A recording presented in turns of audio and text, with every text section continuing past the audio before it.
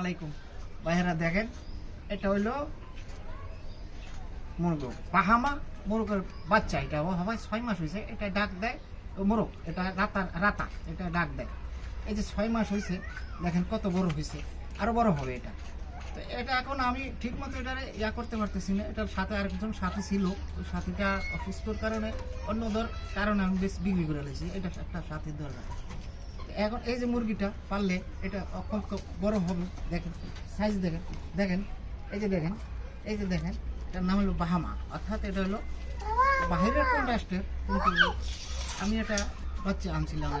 দেখেন কত বড়, সে এখনো 3 কেজি 3.5 কেজি কত ওজন আছে। এই যে দেখেন একটা, এরা অথচ বাহিরের মুরগি এগুলা দেশের না, কিন্তু বাংলাদেশে এরা বাংলাদেশের আবহাওয়ার সাথে অ্যাডজাস্ট হয়ে গেছে। এখন আমাদের দেশে এগুলা বহুত অ্যাভেলেবেল উৎপাদন করে, কিন্তু আমাদের দেশই করে, আর বাইরের থেকে এখন আসা লাগে না। এই যে এগুলা কত শৌখিন জিনিস।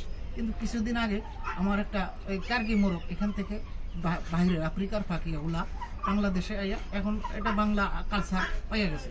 এই টার্কিটা আমার চোরে নিয়ে গেছে। আমি খুব দুঃখ পাইছি, লাফিয়ে নিল এরকম, হারিয়ে গেল এরকম দুঃখ পায় না বা ক্ষতি হয়, কিন্তু আমি এরকম একটা দুঃখ পাইছি। যাক আল্লাহ। এই যে দেখেন কত কি যে একটা জিনিস, দেখেন দেখেন সে কোথাও যায় না।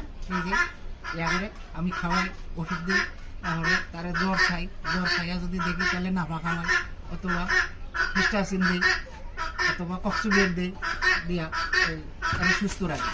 তো এনে ওর আর একটা সাথী দরকার আমার। আমিও সময়ের অপেক্ষায়, সময়ের কারণে আনতে পারতেছি না। ও একাই থাকে এখন। এই ও ডাক দেয় রাত্রে, অনেক রাত্রে হইলে 12টা 1টা হইলে ডাক শুরু করে, সকালেও ডাক শুরু করে, দুপুর 1টা বাজলে ডাক শুরু করে। খুব একটা আনন্দ হয়, সবাই আর আশেপাশে সবাই একটা আনন্দ হয়। এই যে দেখেন দেখেন